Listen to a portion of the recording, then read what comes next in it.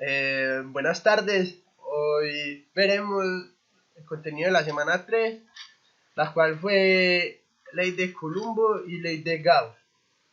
Cierto, en la semana 3 las clases tuvieron el siguiente contenido: finalización del problema de comprobación del teorema de Stokes, dado un campo vectorial alrededor de una trayectoria.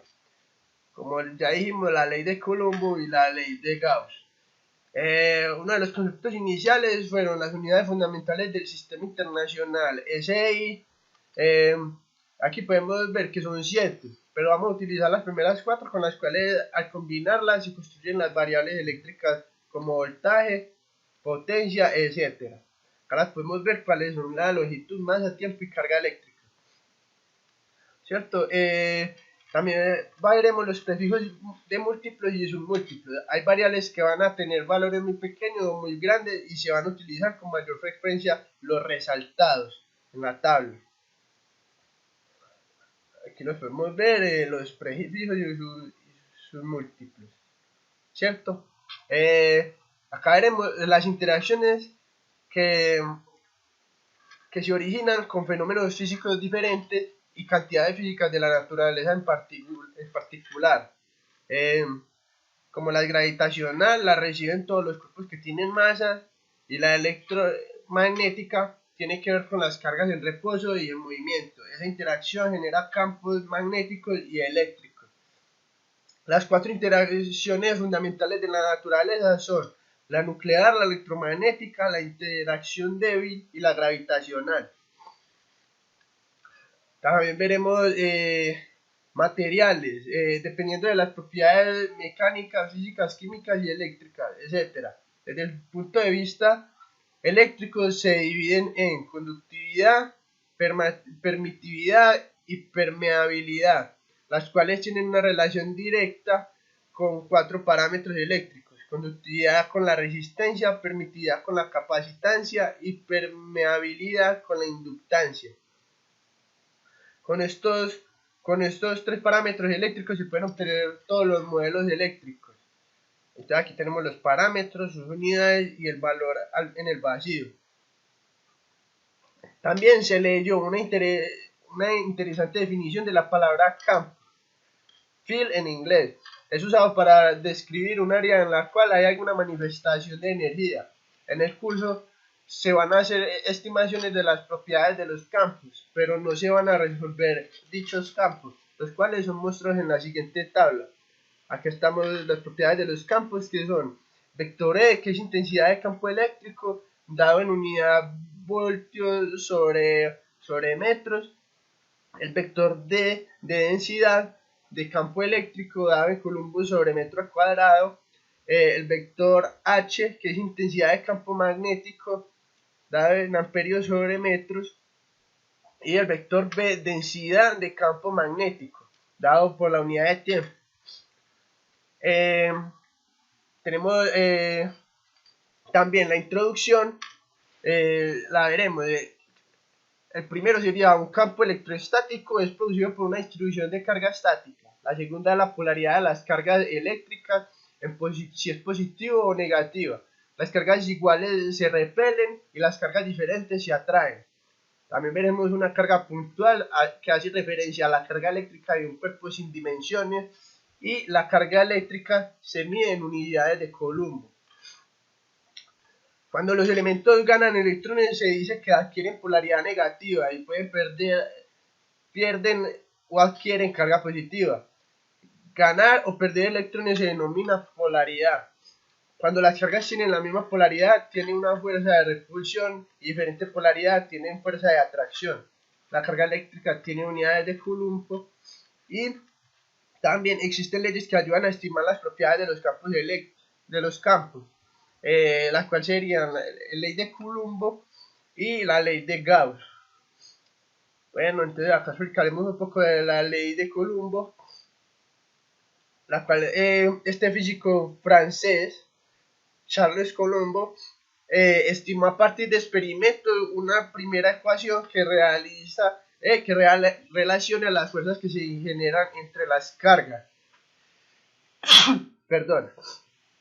Las cuales podemos ver acá, que que la Q1 y Q2 son las cargas eléctricas, F1 y F2 son fuerzas electrostáticas, R1 y R2 son vectores de posición, y el vector R1 y R2 también son vectores de distancia, ¿cierto?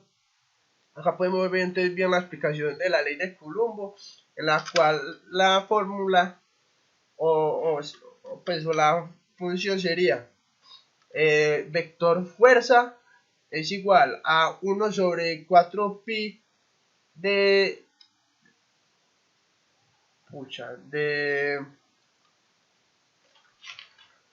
permitividad, perdón, por la carga 1 por carga 2 sobre la magnitud del vector r elevado al cubo por el vector r. Esa sería la fórmula de Coulomb. La fuerza eléctrica que la carga 1 hace sobre la carga 2 es igual a una constante de proporcionalidad 1 sobre 4 pi por permitividad, ¿cierto? La ley de Gauss. Antes de iniciar con la ley de Gauss se deben conocer los siguientes conceptos. Se presentan 4 distribuciones para explicar la ley de Gauss. Distribución de carga puntual, distribución de carga lineal, distribución de carga superficial y de la carga volumétrica. Entonces acá podemos ver la tablita de las distribuciones con sus respectivas figuras. Además, antes de iniciar con la ley de Gauss, hay que comprender las propiedades del campo eléctrico, las cuales son el concepto fundamental. Únicamente es posible conocer las dos propiedades del campo eléctrico: el vector E, que es la intensidad del campo, y el vector D, que es la densidad del campo. Ya tenemos la fórmula y podemos continuar. O sea, la densidad del campo eléctrico es igual a la permitividad por la intensidad del campo eléctrico, y los dos tienen la misma dirección, recordando que la permitividad depende del material del elemento donde estemos haciendo el cálculo del campo eléctrico.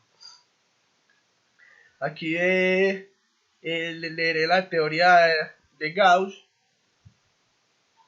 que es una formulación alterna a la ley de Coulomb. Calcula el vector de densidad e intensidad cuando el sistema físico presenta simetría, y la superficie gaussiana permite desarrollar la integral, ¿cierto?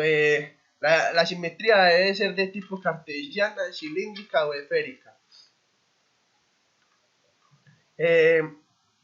Acá el flujo hace referencia a la cantidad de líneas del campo eléctrico que atraviesan en una superficie, y tenemos una tablita, y acá a continuación podemos ver las fórmulas con las que podemos terminar la ecuación. La sumatoria de las líneas del campo eléctrico que atraviesan una superficie es igual a la carga encerrada en una superficie. Si el número de líneas de campo eléctrico que entran es igual al número de líneas de campo eléctrico que salen,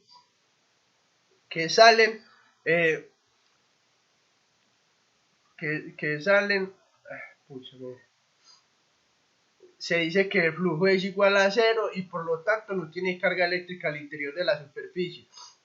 Si existe carga en la superficie, el número de líneas de campo eléctrico que entran es diferente al número de líneas de campo eléctrico que salen. Para que la ley de Gauss se pueda utilizar, hay que garantizar que las cargas estén cerradas por la superficie gaussiana, que es una herramienta matemática. Esto con el fin de tener en cuenta todas las líneas del campo eléctrico en los cálculos. Una ecuación alterna a la de Gauss se deduce como la diferencial cerrada de superficie dada por el vector densidad producto punto del vector de superficie. Diferencial de superficie igual a una carga. Esa es nuestra primera función, ¿cierto? Ecuación.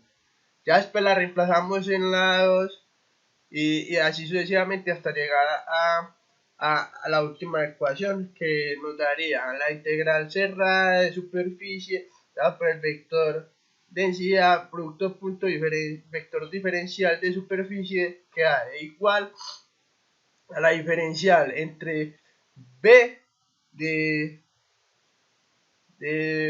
de esta ecuación. A realizar las ecuaciones 4 en la ecuación 3 obtenemos esta ecuación, la cual da una de las primeras de las ecuaciones de Maxwell. Se realizaron en clase 2 ejemplos para calcular la densidad en la intensidad del campo eléctrico para una carga puntual y para una distribución de carga.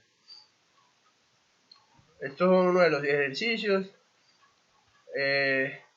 y donde lo más importante para realizar el cálculo es saber que queremos calcular el campo eléctrico, cómo se va a hacer utilizando la ley de Gauss, conceptualizar el problema, qué información tenemos, qué variable y qué coordenadas.